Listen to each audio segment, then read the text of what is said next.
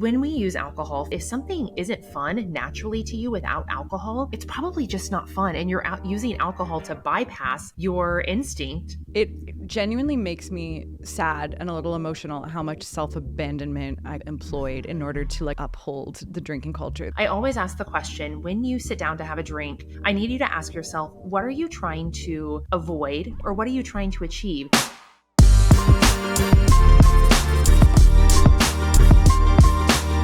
Amanda, welcome to the show. I'm so excited to talk to you today. This is coming at such a crucial time, I think, personally for me, within my friend groups, and as we head into the holidays where booze is everywhere and we're all probably trying to make the best choices for ourselves, but it can be hard with the parties and the family stress and all of the things. So I'm excited to get into this. Oh, me too. And I'm excited to hear a little bit about your background and what's getting you excited about the conversation too. We're going to get into that, but I actually want to hear your background first because I'm really interested in your story of choosing sobriety, even though you weren't an alcoholic and didn't have, technically a problem with alcohol, and making that choice and then going so far as to become an alcohol-free life coach. Yes. It was never what I thought I was going to do. This was something that kind of materialized as the ball got rolling. And I want to kind of preface this with a conversation around, this is not a conversation to tell anyone that alcohol is bad, wrong, or evil, or that you should stop drinking because it's a class 1 carcinogen and all of these things that are, yes, scientific facts. But this is really a conversation for people who have had this little internal nudge or tiny yearning within themselves that maybe their life might be better without alcohol, even though they don't drink to extremes, even though they don't have quote unquote a problem or need 12 steps or recovery, which I think are very valid paths, but they're very also concrete and specific. And that there's also a path and an opportunity for people who are casual, social, sometimes stress drinkers. And that's exactly what my story was. I don't think that there's anything actually extraordinary about my relationship with alcohol. I started drinking in my late teens, early 20s as a way to fit in. I definitely was a really unique teenager and kid, but I was also very shy. And so I really looked to this magic elixir as something that was going to help me come out of my shell. And it sure did. It helped me to kind of embrace a more active social life through my teens and college years. And then once I graduated from college, I got my corporate job and I kind of switched to a more sophisticated drinking lifestyle where it was a little more of a reward, and it was a relief from stress of the week, a reward for a job well done, a way to kind of tie one on and socialize on the weekend. And again, even though sometimes, of course, binge drink or have a little more than you want, there was nothing that was unusual about my relationship with alcohol. So I never really reconsidered it. In fact, it had become a really big part of my identity. I remember, back when Facebook was the primary social media platform, I would have all of these cute little quotes about alcohol and drinking and how it was so fun. Yeah. And I look back at that and I'm like, wow, I made that a huge part of my identity.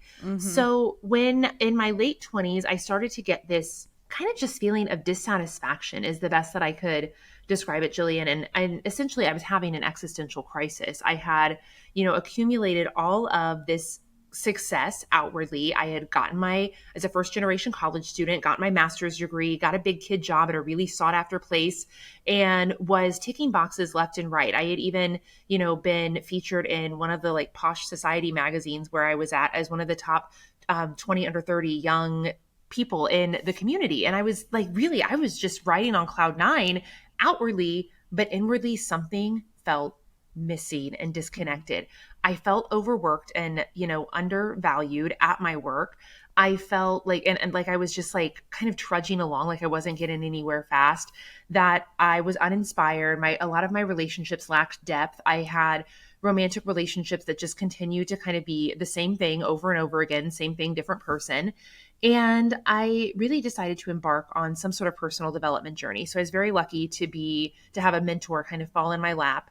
And he shared some different theories with me around spirituality and personal development that were so novel to me back then. Now, remember, this is 15, 20 years ago.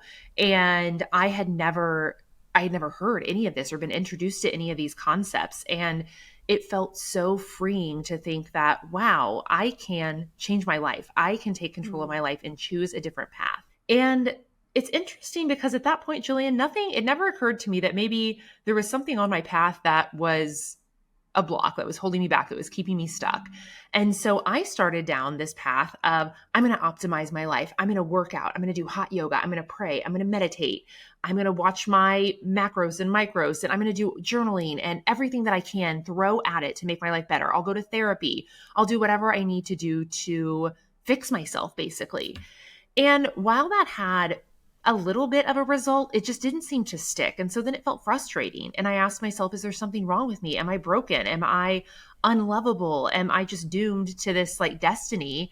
And while that felt very self-indulgent to kind of go down that path and felt kind of good for a while, ultimately I decided that's not my story. And so I have to ask, if it's not about adding more and optimizing my life and being better, maybe it's about something that I'm doing that needs to get out of the way, that needs to go away. And as I looked at every single thing in my life, the only thing that was glaringly obvious, and let me promise you, I did not want this to be the answer. I tried to work around it. Shit. Yes, it was alcohol. Yeah. I'm like, it just kept popping up. And then I would keep getting these little sound bites from my mentors and people who I really admired, like Gabby Bernstein, Wayne Dyer, Brene Brown. And they would all just throw in there that they didn't drink anymore. Yeah. And for varying reasons. And I finally just reckoned with, maybe if this thing is something that all of the people I admire and I want their lives, maybe if it's something that they've all quit, maybe I should try it too. And finally, when I got the courage to actually quit and not just try to moderate, not just try to control alcohol, not just try to drink less, which I did try for quite some time and it just never really worked, my whole life opened up and everything that I ever wanted started to come to fruition. Things started to come to me with ease. And when I realized that I had just kind of unlocked this magic door for myself, I couldn't keep it to myself. I knew that there were other women out there who were maybe feeling shackled by this very socially acceptable habit, but didn't feel extreme, they felt maybe it was too extreme to go to an AA meeting, or they felt that it was incongruent to go to some sort of help like that. And so they were just kind of suffering in silence, wondering if this was the only way and they should just figure out and keep doing what they're doing. And Wow. so, yeah, from there, I've developed a coaching business. I've written a book about the topic of breaking up with alcohol. And I'm really just excited and thrilled to talk to your audience today because I think that that story probably resonates with a lot of people. Oh my God. Yeah. It really resonates with me. Thank you for sharing. Yeah. And it's actually really hard to make a change when something's not like a rock bottom moment. Yes. Like it's when something's just a little bit off. And I feel like so many people, especially in their 20s, and you know, I'm coming up to my mid 30s now, and I've seen the shifts that come with the big choices of like, oh, I'm becoming, you know, a lot of my friends becoming a mother, or things that are happening that force them into, I want to examine my relationship with alcohol and change it. But when you don't have these big like milestone moments or a rock bottom, it's really hard to make those changes. And I grappled with that for years because I didn't have like a drinking too often problem. I had a bit of a drinking too much when I did drink problem. So I might only, you know, well, for some this would be a lot, but I might only be drinking once a week when I go out with my friends, but I wouldn't understand my own limits. My limits would change so much. I would inevitably always regret the night and the volume and just the way things would get carried away. And I lost so much time and energy to drinking, and like I would be hungover the next day. I would get anxiety. My friends would check on me. They'd literally text or call me and be like, "You good?" Because they'd know after I drank, I would get crippling anxiety. I'm like, these days I am doing so much to ensure I have great mental health and to manage anxiety and to feel physically and mentally my best. And I can't believe for like 15 years I would just press repeat on the thing that was giving me anxiety every single weekend.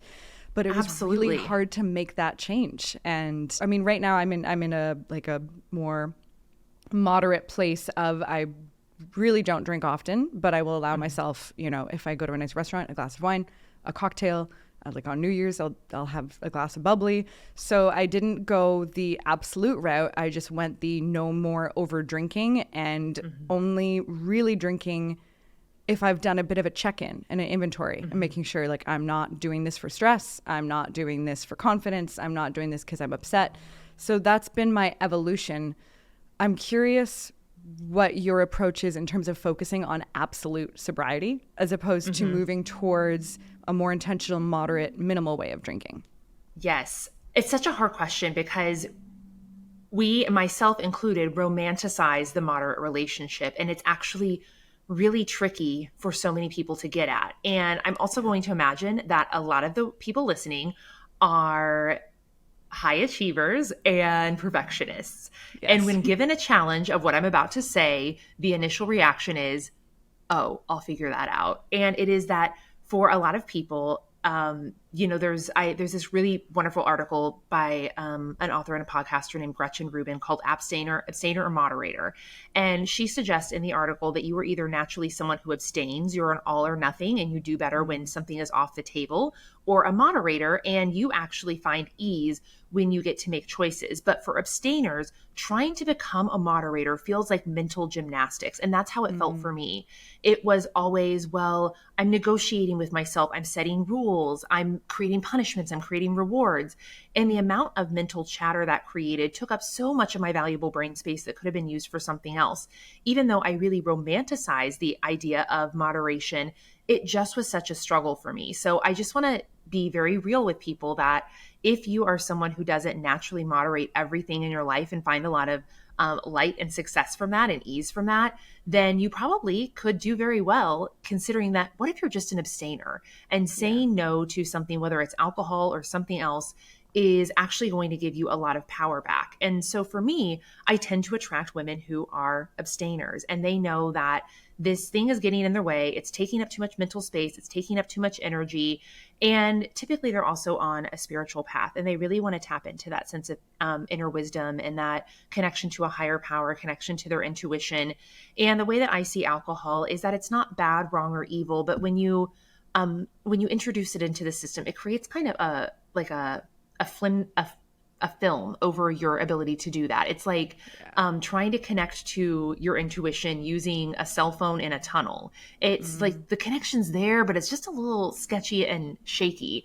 And so for me, my priority was I want to live a life where I'm always tuned in and connected. And alcohol is the kind of the loose cannon in that equation. And I'm just going to remove it. And that wasn't the intention at first. I want to be forthcoming that wasn't the intention. I really did want to moderate. And when I got so far into the path, I realized, wow, my life is actually so much better without this thing to manage. And so my question to you, Jillian, would be, because this is actually, I think people need to hear this. How long did you choose to abstain before going back in and working at having a moderate relationship with alcohol, or an every now and again relationship with alcohol? It was at least 6 months. I think after 6 months, I had a glass of wine just to see how it felt. And then I might have gone a few months again. And so it was, at least 6 months. And then I felt into that and it felt really good. But I found, similarly to food, that I personally fixate if I am abstaining from something. And then I really run the risk of if I won't, for example, I used to just be zero pastries, zero carbs. I was trying to manage hormonal imbalances. I was obsessed with them. I would think about them so much, because more than I normally would have. Yes, and it's just daydreaming about a cinnitn roll. I'm the way I want a croissant right now is it's taking over my life. And then the second I would fall off the wagon, it would be crazy. I would have 4 croissants. And so I just found the same with drinking, that if I knew it was always an option, but I was really intentional about it, it stopped taking up so much kind of headspace for me. That's kind of what led me to the moderate approach. I want to ask a couple other questions just to highlight for people what might be a good and possible approach for them. So leading up to that decision to quit drinking, can you, and I bet a lot of your listeners know your story on this, but can you tell me your background in personal development, self-worth, self-trust, and any of the work that you did leading up to that moment that kind of created a more stable foundation for you?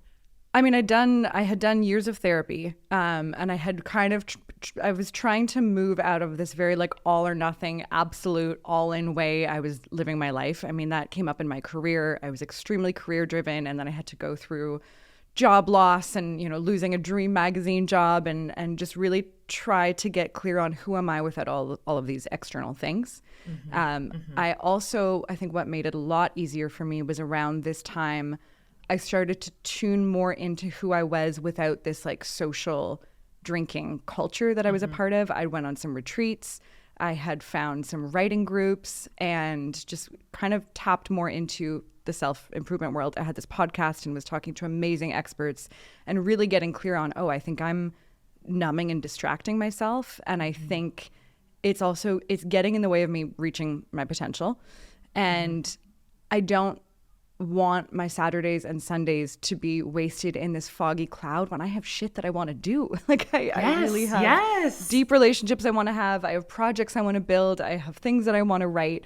And so having other things start to bubble up that were so much more important, and having that, and I mean, for probably like a year before I really stopped drinking, I would like come home from the bar and cry and nothing would be wrong, but it would just like unlock this dissatisfaction and this emptiness in my life. And I would be so depressed about it. And I was single, I was living alone. So my friends would go home to their partners, I would go home alone, and I would be pretty depressed.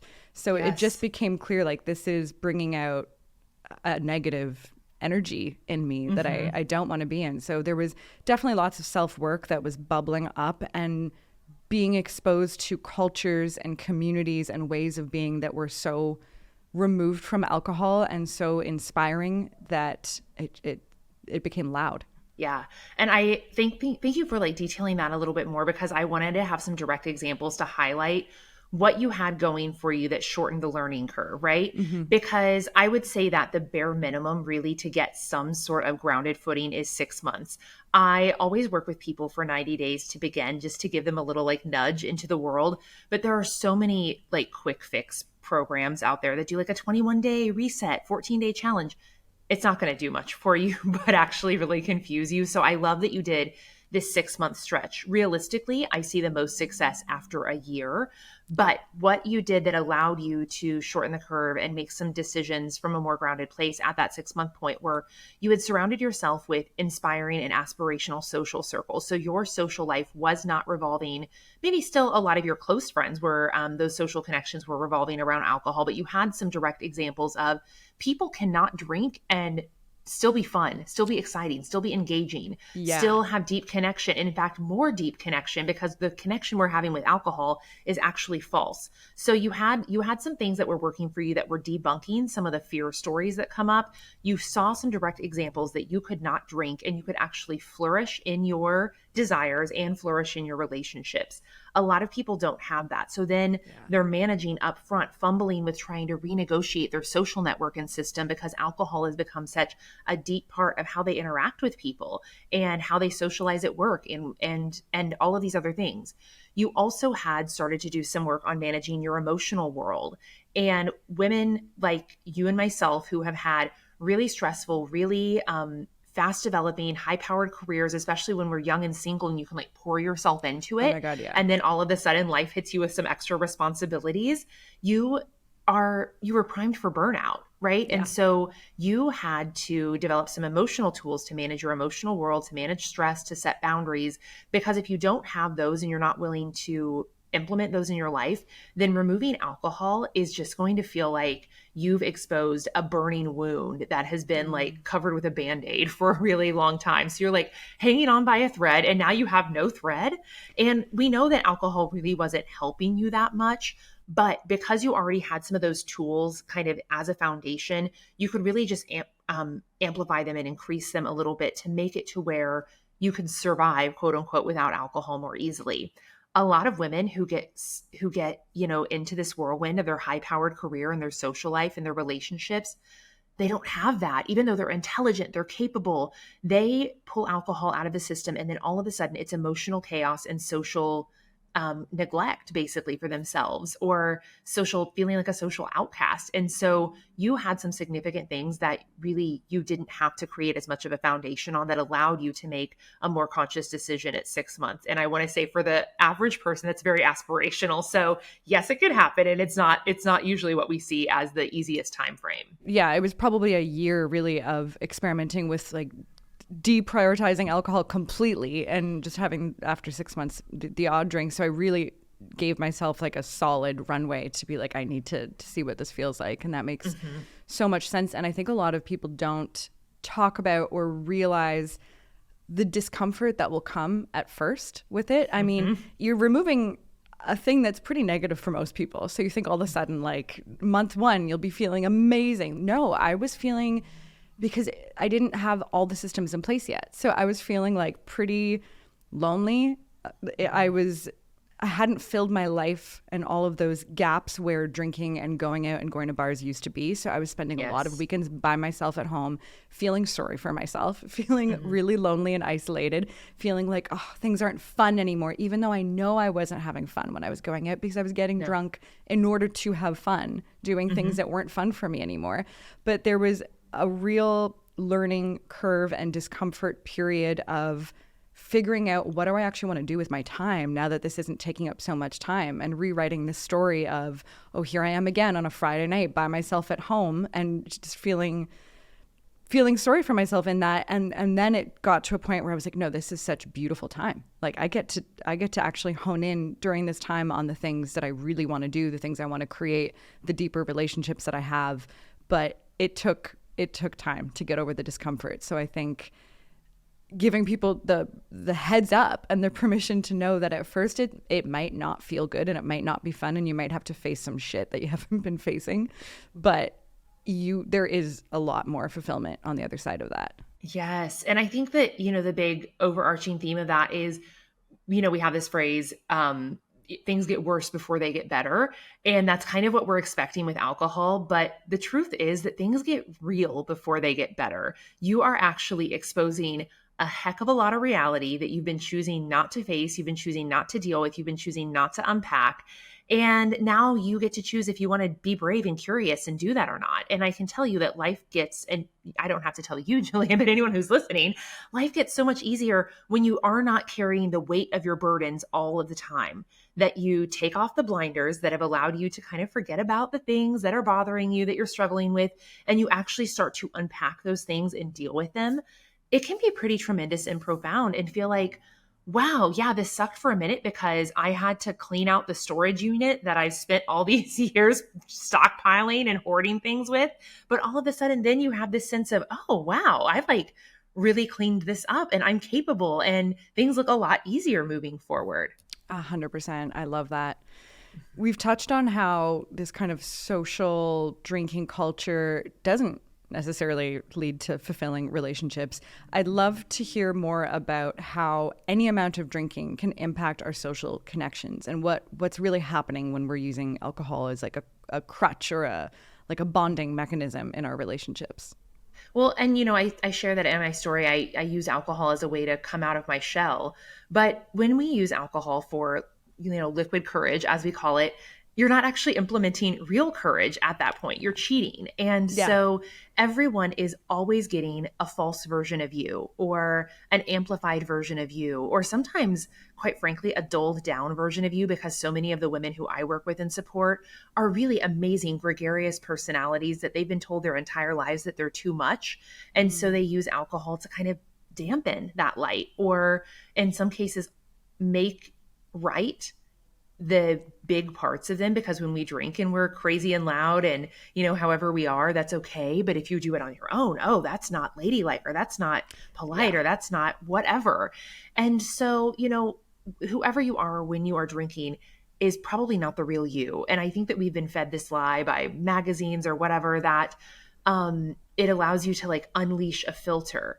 And that's not true, because exactly as you were saying, that you were doing things that you didn't enjoy, that you were basically using alcohol to make your brain dumb so that you didn't understand how painful it was to go to a bar or a club where the music is loud and you can't even hear your friends, to have a proper conversation and connect, where you're having superficial conversations because that's all your brains are capable of. And oh, by the way, because you can't hear each other to have a Yeah. conversation, like that steals a little bit of your soul. We are wired for connection. And if you're spending every Friday and Saturday having a half-ass false connection with the people you're supposed to be closest with, you are going to start to feel depleted. And Yeah. so I always say that if something isn't fun naturally to you without alcohol, it's probably just not fun. And you're out using alcohol to bypass your instinct and forcing yourself to do something you actually don't enjoy, whether it's going to a bar, yelling and having superficial conversation. Or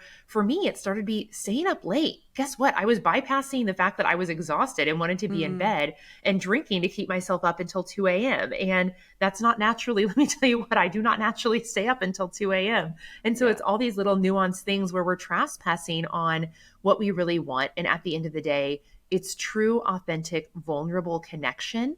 And if you're having to use a substance to cheat to get at that, it's not true, it's not authentic, and it's not real vulnerability. And that's what we really need from a psychological level in our lives to feel connected and close to someone. That really is how I was feeling, and I'm sure a lot of people can relate who are listening right now. It genuinely makes me sad and a little emotional how much self-abandonment I kind of employed in order to like uphold the drinking culture that I was a part of. Because you're right, it would be the point of the night would happen where I'd be like, I'm not having fun, better do shots so that this becomes tolerable. Or I'm so tired right now, I need to like get a double gin and tonic in order to make it through the night. And the amount of like ignoring, tuning out from yourself, numbing how you're actually feeling in order to just continue with the evening it's sad. And I think it becomes really hard to, once the glass shatters and you start to see that behavior, you can't go back, because you're like, no, you I'm cannot not unsee it. You can't unsee it.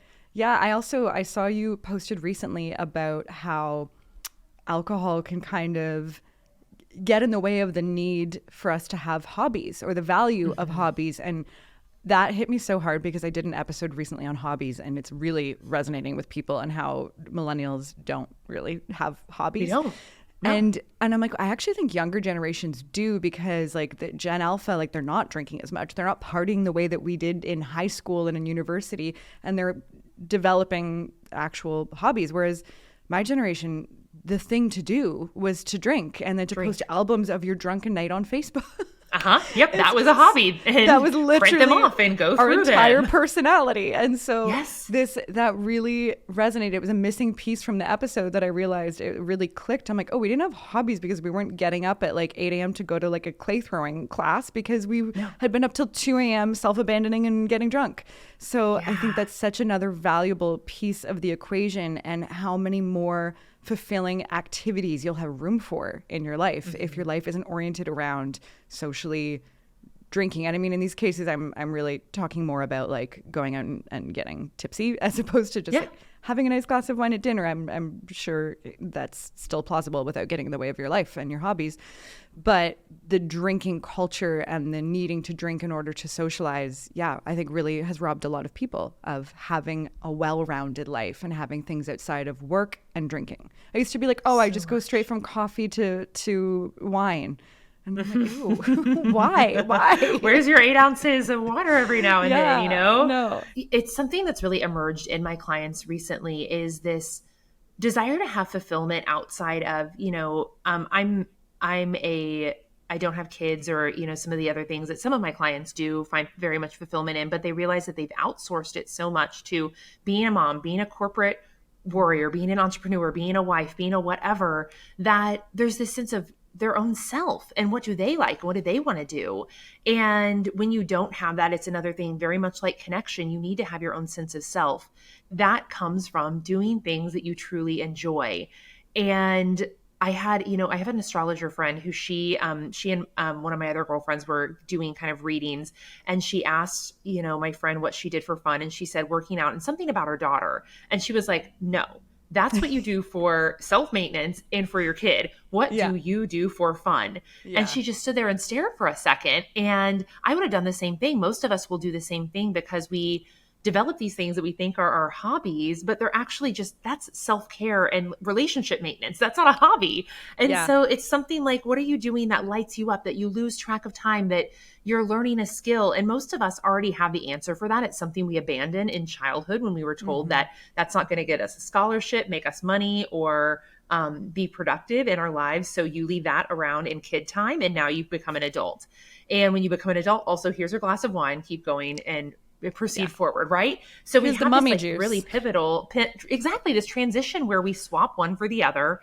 Wow, it's a very terrible swap. It does not get us what we actually need. And I think it serves its purpose. For a time, I'm not sad that I spent the years that I spent as a drinker. I don't believe in wasted time.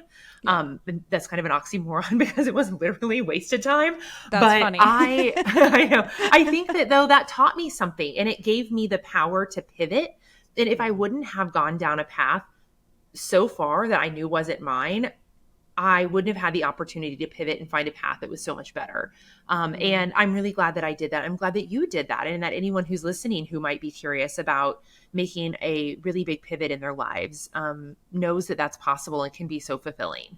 I also want to talk about dating and drinking because, oh my God, I'm now in a relationship, but prior to this period of no drinking and starting this relationship, I had never ever dated without a heavy amount of social lubrication via Me alcohol. too. Oh my God. And I actually, and we're going to get into confidence, but I had no idea how much I was relying on alcohol to give me confidence. I would like have a little pre-drink before every date and then get there and immediately order a drink. And like every date that I can think of in my 20s and early 30s have a haze of alcohol around them. And like now it seems insane, but it was so normal. It was like just incredibly normalized that you wouldn't even question it. And when I became single and was going out and trying to meet people, I felt like a different person. It was really scary. I felt really blocked. I couldn't approach people. When I was drinking, I would approach anyone and strike up a conversation and flirt. And I just felt so uninhibited. And then all of a sudden, when I was doing this soberly, I was like, oh my God, no, I can't. And I felt like a literally different person. And my friends were like, I don't understand. You've always been able to do this. What is wrong with you right now? And I'm like, I've never done it sober. And so going on dates, the amount of anxiety that would come up, the amount of just kind of blockage to approach or strike up conversation or initiate anything, it was very confronting. So how do you help women approach dates with less anxiety, with more confidence, how to kind of overcome the shock of what it feels like to do it sober after a lot of drinking? It is humbling. And let me tell you, I did a lot of things, I wouldn't say wrong, but they were counterproductive. Let's say that when I first started dating, because I'm very much like you. All of my formative romantic experiences were sponsored by alcohol. And it felt so humbling to get out here as I was like 28, 29, 30. And finally, when I quit drinking, I was 30, just had turned 30. And so I am like, what the hell am I doing? I'm a grown adult woman. And I'm a confident, capable woman. And I'm a good catch, first of all. Like, why is this intimidating me and scaring me? And so I had to sit down and do some reckoning with myself and ask, okay, who am I and what do I bring to the table? I got to like get my self-confidence and my self-worth up here because it's not this like flirty Carrie Bradshaw personality that I had coveted for so long that came out after a martini or a cocktail or a glass of wine. And so doing that self-introspection and deciding and remembering, not deciding, but also remembering who you are and how like precious you are and what a good partner you are is very important. And I think it's important to take some time to do that. The next thing that I realized is that I couldn't play the cool girl. And I tried that for a while early on in my alcohol-free journey, that I would just go on a date with anyone and we would go meet for drinks and I just wouldn't drink. And I'd tell them sometimes, and sometimes I would tell them when I got there and did it. It didn't work. It didn't work because there was immediately from the offset incongruency.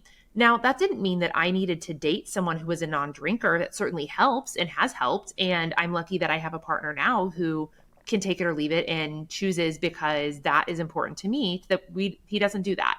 And that's fine. I could have dealt either way, but what I realized was absolutely a no, was pretending it didn't bother me or it didn't make a difference to me energetically when the person I was on a date with was having a drink and I wasn't. And so the thing that I did that was really difficult and really also empowering was I decided we're not going on drinking dates anymore. I'm not getting anything out of this. At some point, even if my date just had one drink, we're still just on a little bit of a different level. And I had to say to myself, if the person who I'm going to be sitting across from, standing across from, walking next to could potentially be my person, why should I feel nervous? Why should I feel nervous? Like, listen to your freaking body. I wanted to be able to tune into my body and for them to do the same thing. And I had to give all of those men the dignity of, I believe that you can go on a date with me and not drink, and that we can be comfortable. And if not, that should tell us all we need to know. And so Yeah. I started just kind of optimizing slash manipulating the situations to where I was going on only non-drinking dates. And Yeah. that made such a difference because it required me to flex the muscle more, and it required them to show up more authentically. And it just gave me more information up front. And I think that was one of the most powerful decisions that I made. Oh my God, yeah. It Mhm. really, when I think about dating with alcohol, like I was muting my intuition, as you've noted, which is a Mhm. really actually scary thing to do on dates. Like this is a time Mhm. where you really don't want to do that. Like drinking excessively on dates would make me ignore all the red flags. It would create a false sense of attraction and intimacy where there really wasn't any, and it was no good came from it. And even Mhm. though I did feel a lot of anxiety going into dates without alcohol, I don't think I realized till you just mentioned it that when I went on my first date with my now partner, I felt so calm. And I was actually Yes. like, it was shocking. Like, I get anxiety sometimes to the point socially of like, I'm like shaky. I'm a little shaky. Mhm. And I remember Mhm. being like, oh God, I hope I don't get like that tonight. And alcohol used to completely remove that. And Yes. literally, like, sitting across from this man, I was like, oh, my body feels so calm right now. Like, I'm So completely calm. at ease. And like, this is like one of the most like exciting people I've ever been on a date with. So I thought I'd be really nervous. And no, I felt at ease, and I wouldn't have been able to tune into that or recognize that feeling if I had just been masking everything with alcohol. So we really like, we strip away our ability to attune and also our ability to show ourselves. I can show up and be interesting and exciting and confident without this.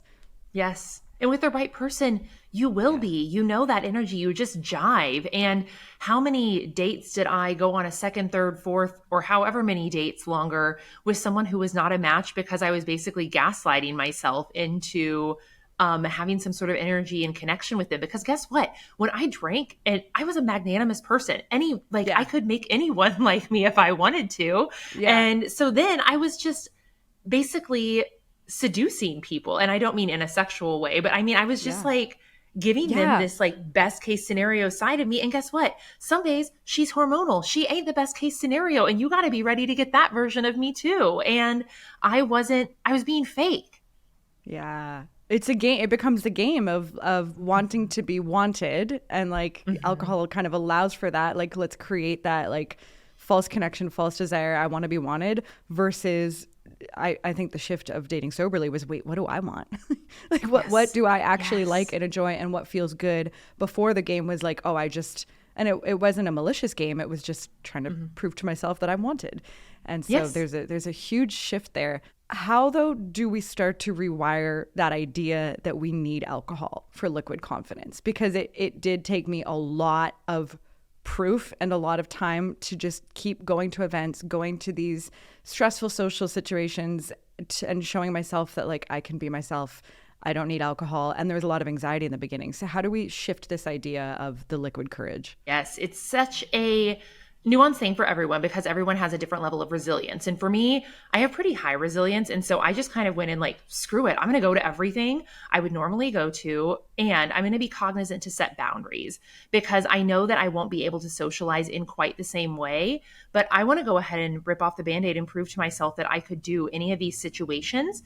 And I'm also going to use it as data collection. So, Mm. what my personal preference is, and I think that there's also an option where if you are a little more tender and it could be a threat to your commitment that you've made to yourself, because one of the ways confidence is built by keeping commitments you make to yourself. So if going to Yeah. the social encounter is going to really deeply challenge that commitment, you don't have faith in yourself that you could just, grin and bear it if you have to white knuckle it through a situation, then take a break. By all means, ease into it. Some people need that approach. For me, I just was like, I'm going to go in and I'm going to get some data. And so I went to everything. I said yes, and I just chose not to drink. I chose to have uncomfortable conversations and also realized that most people didn't care or even notice that I wasn't drinking, first of all. Yeah. So just throw that, debunk that rumor right off the bat. But what I think that is really important is that you go to something and you notice, how do I feel? How am I connecting? And when do I start to feel disconnected? So for me, it was important to optimize if I knew it was an event where there was a lot of drinking and that's how everyone else was loosening up. I would try and go early so that I would get everyone at their best and at their most Mm, authentic versus going, mid time or late to the event where everyone else has kind of already gotten to a strange place and they're not honestly so fun to converse with. And so smart. I would just do an inventory of how can I have the best, most connected time? And then when do I notice that things shift and switch and give myself permission to leave at that point in time? Because after that, it was just no longer productive. It was no longer connective and it would start to feel sad and draining, right? Did you find that you were just able to kind of enjoy and tolerate those things, or did you have to kind of figure out what situations you could explore and enjoy under specific circumstances? Yeah, I had to cut some things out that I was doing. Mhm. Like I Yeah. I just kind of tried to shift more to like activity based things, like love going to a concert. I even love going dancing. Like I can if the music is great, I am thrilled to just go dancing and have a fun night with friends and not be drinking, but could not be going to bars or like house parties that were oriented around drinking, and honestly things that I've already grown out of at this point anyways. But it also made like shallow connection pretty unbearable, like as someone Yes. who's really a seeker of depth. The whole Mhm. small talk, complaining about work and like gossiping, I was just like, this is fucking brutal. I can't bear Yep. this. Mhm. So I started to attune more to like what drains me and what energizes me socially. And I guess just try to steer conversations more into like the zone of actual connection, or to just remove myself or not try. I mean, I have a much smaller, in some ways, I actually have a bigger friend group because I met all these amazing people. But at home in Toronto, I feel like I just kind of let go all of the relationships that were built on partying and going Mhm. out, and Yep. really Yeah. started doing more activities during the day, more like intentional meetups. I started to realize that I don't actually love group settings, and I always Me thought I neither. did. Yep. I was like, my whole life, I'm like, I love a group. I want a group. I desperately wanted like a big group of friends. And that's where I thought like Same. I'd get all this fulfillment, and I'd never really had it. I always had like one off relationships and friends, and was sporadic friend groups. And I wanted these group settings, and then I would drink, and then I'd kind of want to like know my place in the group setting, and I'd want to be, I'm an ENFP. I wanted to be like a bit of a performer and Mhm. own the room. And then as soon as I wasn't drinking socially, I was like, oh my God, I hate this. And all Yeah. I want to do is go to the corner and connect with one person. And Mhm. I'm actually absorbing everyone's emotions in the group, and it's causing me a bit of stress and anxiety. So now I Mhm. start to do more like really small group hangouts or like intentional dinners. I have, in order to not have like brutal small talk and just drinking to get through it, started doing like prompts at dinners. I'm going to be the annoying person Mhm. that's like, You're like, I let's want to get hear out the from everyone, cards. like what they're, yeah, I love the cards. I ask Me everyone too. to like submit a card into like a little teapot, and then or like a question or a prompt, and then we go around and talk about them. So it's led me to try to like, in some group settings, instead of throwing the baby out with the bathwater, how can I make this more intentional? How can I find the depth Yes. here? And that's been a big shift versus before, where I would just like probably drink 5 glasses of wine. Absolutely. And what I love there that I want to highlight is that you went first. You realized that you were the outlier of the group, and either you could use that as a reason to run away, or you could try and exemplify what making a shift looks like. So that looks like introducing to your group of friends, hey, here's this question game or activity we're going to play. And it might seem a little nerdy to you, but we're going to try it and get to know each other a little better versus whining and complaining about our jobs or gossiping about Real Housewives or whatever else is that is Yeah. on our mind. So Yeah. I'm going to introduce depth and test, hey, can we do this? And then for me, it was also inviting my friends out to one-on-one more intimate connections, because I too had fallen into this like larger social group of, hey, we all go meet up at these different places, and that made it really difficult. So it was, can I test? Is it easy to break off one of these people? Probably not at the thing, but like to invite them out for lunch, breakfast, coffee, a walk, Yeah. and test what is our connection actually really when given true life circumstances versus this Mm. kind of petri dish that we've all been floating around in. It's not so great and productive. And what I found was some of those were amazing connections that stood the test of time, and some of them they kind of just filtered away, and that was okay because it made space for those closer in-depth connections. And I, like you, yes, there was a bigger friend group. I probably had more people's phone numbers in the group text. But now I've moved into, oh, I have a really amazing, deep group of friends Yeah. that are supportive and thoughtful, and they know how to ask good questions. And I, of course, we both live in big cities, Toronto and Austin. So it seems that there's more opportunity to find those people. But I want you to know, if you live in the sticks, there is still someone there that you could connect with deeply, whether it's someone in your existing social group or someone who you two just haven't connected because you've been on different spiritual planes due to your drinking life. That if you allow yourself, you will find your people no matter where you are, even if you're in your someplace that seems like you already know everybody who lives there. It's not true. 100%. Yeah. Thank you for for reinforcing that, because it can feel so daunting, but it is out there. Yes. It really, really is. I'm curious, aside from confidence or courage, what do you think most people that you work with are trying to dull or hide from when they turn to drinking? On the surface, it seems like a social thing, but in deeper ways, it's always something emotional. And so I always ask the question, when you sit down to have a drink, whether you consider it a social drink or a stress drink, I need you to ask yourself, what are you trying to avoid? And usually it's an unfavorable emotional state: stress, anxiety, sadness, exhaustion, frustration, something negative that you don't want to be, you don't want to label yourself. Or what are you trying to achieve? I'm trying to be more flirtatious, more fun, more sexy, more this, more that. Mm. And when you look at using a substance to always trying to escape an unfavorable path or lean toward a more favorable thing, what you're subconsciously doing is telling yourself, I don't know how to create that emotional experience for myself without some pretty tremendous support. That can feel true, but it's not. It's not if you allow yourself to get the right tools to manage your emotions. Anxiety, I mean, yes, there are clinical situations where you maybe need some additional something, but let me tell you what, alcohol is definitely not helping you if you have clinical level anxiety. Yeah. We know this, like, but we don't want to believe it. And so even given that situation, depression, same thing.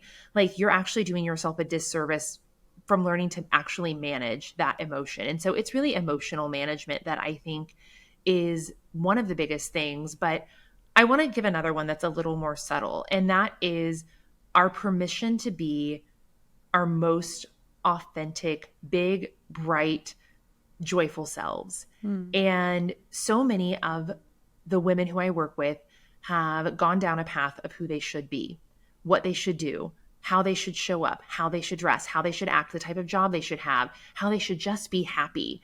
And really, they're capable of so much more. They have dreams, personalities, desires, things, special gifts that they want to and desire to share with the world that they're stifling.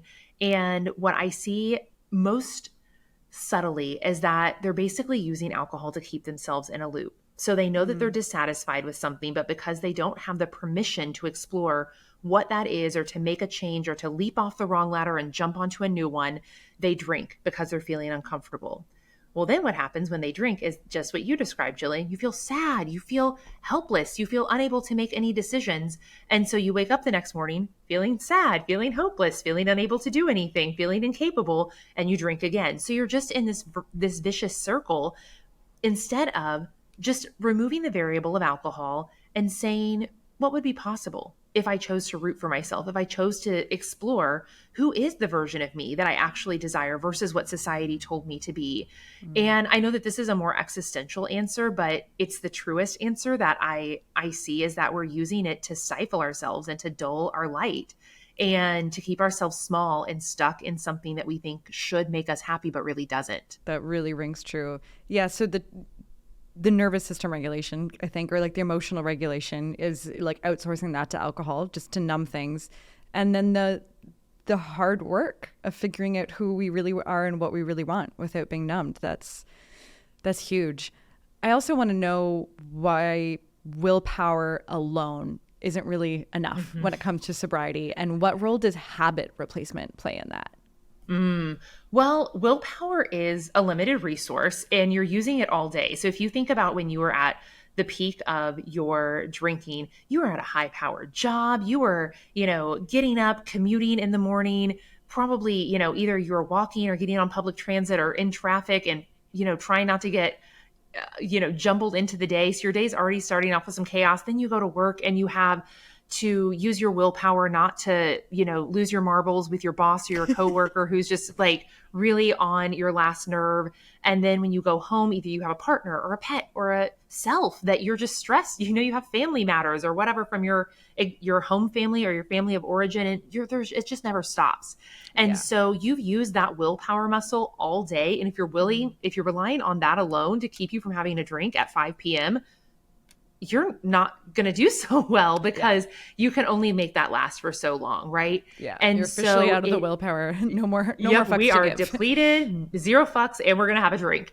Yeah. And so choosing to not just white knuckle it, I think that works for some people for a period of time, but unless you get those emotional regulation tools and actually work on some habit change and habit replacement, you've just, again, opened a Band-Aid on a gaping wound and not done anything to heal it. So that looks like, all right, how can we find not only it's very important to have those healthier coping mechanisms to help have those self-regulation tools, but habit replacement can even look like setting boundaries in a different way. One of the biggest habit things that I work on with my clients is looking at where have you self-abandoned and overgiven and said yes to things that really you need to backtrack and go back and say an uncomfortable no and say, this is not for me. This is not my job. This is not my responsibility. This is not joy giving. So I think that going back and saying an uncomfortable no and creating space to actually have time to self-regulate and have time to be with yourself and have time to have some hobbies that are fulfilling is one of the most important things. And it can seem so juvenile to sit down. I sit down with my clients and I go through their calendar. I'm like, tell me what you got going on here. What's that? Why are you doing that?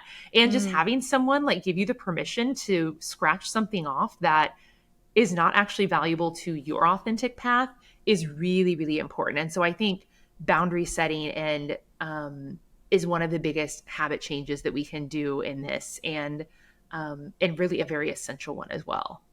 So there's more spaciousness and bandwidth to actually deal with things instead of drinking our way through them. That makes a lot of sense. And for just like a practical tip, like if someone does want to celebrate with a glass of wine, or they have had a stressful day and their habit is to reach for a cocktail, what in those moments can we replace that with? Like, what is the shift that we can make? There's the deeper work, absolutely. But when you're just like in that decision of, oh shit, what am I going to do instead of this? Because this is what I've been reaching for 10 years. Are there any tips on how to deal with that? Absolutely. I think that for some people, and this is not the tool that I use, but for some people it works because there's so many non-alcoholic alternatives right now. There are some amazing mocktails and sparkling wines or whatever beers that can mimic whatever it was you had in your glass. And if that does it for you, great. Unfortunately, that was not invented yet when I quit drinking. And so I had to learn a way without that. And for me, that looks like actually just sitting with, what does it feel like to be happy and joyful? And what does it feel like to be sad or stressed or heartbroken? And so for that, I know that this is not going to be sexy. I know that it's, and it won't be possible in every scenario, right? Because there's going to be some times where you forget to prepare and you're in a moment and someone's thrusting a glass in your hand. And that is, you got to make some game time decisions. But if you have the luxury of you're realizing that, oh, I have something that I want to celebrate today. I had a great week, or I have something I want to commiserate today. I had a shit week and I just really want to tie one on right now. I use this tool that is an acronym and an exercise. It's called WAIT, and it stands for What Am I Thinking?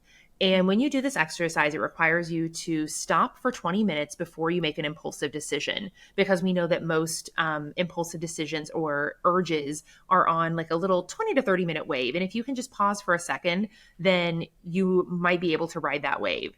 But instead of just pausing and completely distracting yourself, I actually like to use the tool of going into the wave and really and asking, what am I thinking? What is it right now that's up for me? How does that make me feel when I think that thought? And what is it that I need to help me feel better in this moment? And the answer, if we really tap into our own internal intelligence, is not a drink. You will know what it is, or you will have at least some sort of good or better idea, but you have to pause and ask the question. And so for me, journaling for 20 minutes and just putting pen to paper and letting whatever comes out, even if it looks like the burn book from Mean Girls towards someone at your office, that's okay. Like, those are productive. Your feelings are valid. Your emotions are valid. And I want to get you in the habit of expressing them and explaining them. And so if you have the luxury to do that, I really want to encourage you to do a kind of a 20-minute pause and reset. And if not, then having some alcohol-free alternatives available, or just having a efficient way to explain your why to yourself and other people. Because I'm imagining in this scenario, it might be, again, someone's thrusting something at you, and maybe Yeah. you saying no doesn't feel good enough. You have to re-say to yourself, that's a no for me because I want to feel good. And no matter how much or how little I drink, alcohol does not help me to feel good. So having a really expansive and clear feelings based why, that you remind yourself of why you're not drinking. And so for me, it's I want to feel good no matter how little I drink. Alcohol has never helped me do that. Yeah. And even if it does for a minute, it boomerangs back and I feel a lot worse. So I want to feel good. I'm committed to that. Therefore, this activity is a no. And so there's like 2 or 3 practical ways you could use in the moment to kind of talk yourself out of leaning into that habit. Is there anything that you use that you found super helpful in those moments? I think for me, a state change really helps. I mean, I think a lot of my alcohol use was to like, kind of like mask and dampen anxiety. And so a lot of it has become like learning how to deal with that anxiety, or learning how to just like not be in situations that are causing me that amount of like discomfort and discrepancy between like who I am and what I'm doing. So some of it was just like removing myself from situations where I'm like, oh, I need to drink in order to get through this. And then if there is an anxious situation bubbling up, whether that's socially or, something crazy is happening in life or in work, a state change really helps. So if I'm like, oh my God, I really wish I could just have a drink right now, I will just have a shower or go outside, Yes. go for a walk. Social connection always pulls me out of that. So maybe FaceTime someone and just be like, oh my God, I'm going through it right now. And I'm going to choose connection over numbing. Those have been kind of the go-to things. Ooh, yeah. And since you mentioned anxiety, I'll offer one other. I have a couple of these, especially for those more anxious thoughts in my book. But when we experience anxiety, we know it's one side of our brain that's like overfired, and we need to bring both of our sides of our brain to life. And so if you're watching the video, that will be helpful. If not, I'll just explain it. So I'm going to take an ink pen right now, and I'm just going to pass it from one hand to the next, crossing the center plane of my body. What that's doing is bilaterally stimulating because you're crossing. You could also put your hands on your shoulders and just kind of stroke down your arms. So you kind of look like you're a mummy at first, and then you stroke down your arm, both opposite arms. Anything that it requires you to cross your body. Now, you can't do the stroking one at a table. You could, but you look a little weird. But you Get a can little take questions. an object and pass it.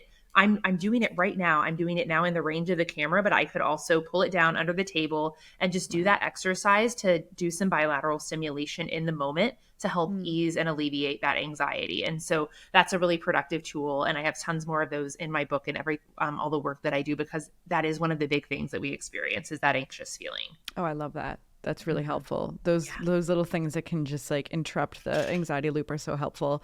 Another one I really like, I know Martha Beck talks about this, and how if you're writing something, especially with your non-dominant hand, it's like impossible to then also be ruminating or thinking anxious thoughts. So even like tracing something with your non-dominant hand, or like under the table, like writing something on your leg, like with just your finger, and trying to spell it out with your non-dominant hand. That's, I mean, her advice is to do it on a piece of paper. But in social situations, I used to be like, oh, I'm gonna go box breathe in the bathroom, and now I'm like, okay, this could be helpful to just like try to spell my name with my non-dominant hand on, like trace it on under the table, and that just pulls your brain into like having to like problem solve and think about this, and it interrupts the spiral. Yes. So there's a lot of great tips that are so helpful to kind of just interrupt that feeling. And also just knowing that emotions can pass within 90 seconds if you allow them in, like if you allow them to run their course. I think I certainly know for me and for a lot of people, we prolong them so much by fighting them and by numbing them and just by not jumping into the wave. And so actually just knowing that you can get through this, and that if you allow yourself to feel it, it will not feel this urgent and persistent for an hour. The crest of it will come and go, decently fast if you allow it in, and then it's manageable. So yeah, I'm excited to read the anxiety chapter of your book. Yes. So many, I mean, such a common emotion that we don't discuss as much, and we're getting better about it, but there are so many people who are suffering in silence and that are using unproductive tools to manage it. And some of the tools can be so simple, but because they're so simple, we don't want them to work. And I really want to Yeah. implore all of you to try this simple tool. It can be very helpful. My last question for you, Amanda, is for you. You touched on this earlier with, how 2 weeks or a 30 days, dry January might not actually do the trick. So for anyone who's listening that's sober curious, is thinking maybe 2026 is the year I really change my relationship with alcohol, or I'm ready to go alcohol free, where should they begin to allow this to really take root in a sustainable way, as opposed to just being a one-off attempt? The thing that I want you to do first is actually, I mentioned it's really helpful to have an emotionally centered why. And so many of us focus when we're trying to change something that we want to get away from something that's shameful and that has Mm. caused us to act in ways that are out of alignment and that it's very bad for us. And we know all of these bad, shameful things about alcohol. Most of us are not motivated by the stick, right? We need a carrot to guide us in the right direction. So I would have you do an exercise where you sit down and my favorite version of this exercise is by Danielle Laporte, and it's called Core Desired Feelings. And she has a whole book about it called The Desire Map, but you can Google this and find a list of these core desired feelings very easily. Mm. And I want you to sit down and I want you to look at, if you're being honest, what are the top 5 ways that you want to feel when you're at your best? And how often are you there right now? And is alcohol keeping you from feeling that way? If you think that alcohol helps you feel that way, how fleeting is the response? And I really just want you to get clear on, how do you want to feel? And is alcohol helping or hurting you get there? And I think that if you can ask that question, you start to develop a sense of, well, this is what I aspire to in my life. What would it look like to go toward that? What type of activities are life giving in that way? And how long would I be willing to test the waters to see if, once alcohol is out of the picture, those feelings become more easeful to achieve? And so really getting grounded in, what's your internal why, not because you want to look better, lose weight, sleep better, something for someone else, your kids, your partner, whatever else. Your internal emotionally focused why is such an important anchor for you. And so if you can start with that and then ask, how long would I be willing to test what this would look like in order to see how I can get at those whys? And I think 30 days, dry January or whatever, is a great first milestone. But I want to implore you, don't stop there. At the end of the 30 days, ask, am I feeling any closer? Have I had fleeting moments of these emotions? What did it feel like? Am I willing to try an additional 30 days, an additional 60 days, and add on from there? I don't want you to start at 6 months. I want you to start at 30 days, Yeah. reevaluate, go a little bit longer, and really tap back into those desired emotions every time you do the evaluation, versus looking for something that's superficial, like weight or sleep, that, I'm going to be frank with you, they will change, but it's not instant. And that can be really frustrating if you're at the end of 30 days and your sleep is still shit. And that's really what you were Yeah. looking forward to. I really want you to have something that's not, that's internally a little more qualitative versus a quantitative, measurable goal. I love that. That's so helpful. We've seen this in like every category, that it's like that deeper why is so much more of a motivator than the potentially superficial thing that can come and go depending on where you're at in your life and what's coming up. So thank you so much, Amanda. This has been such a helpful conversation, and I just love your compassionate and heart centered approach to sobriety and to like really attuning to who we are and what we want. So thank you for what you do. And please share with everybody where they can follow you and find you and get your book. Well, thank you for having these important conversations. It's so important that we get exposed to new ideas and possibilities. And that's how so many people get the permission slip to explore this path, is that you show them that someone else is doing it. And yourself and myself are really great examples. So thank you for the conversation today. If anyone wants to connect, I'm mostly on Instagram at Amanda Kuda. You can find my website where I have blogs and podcast episodes and my book about breaking up with alcohol, if any of this resonated with you.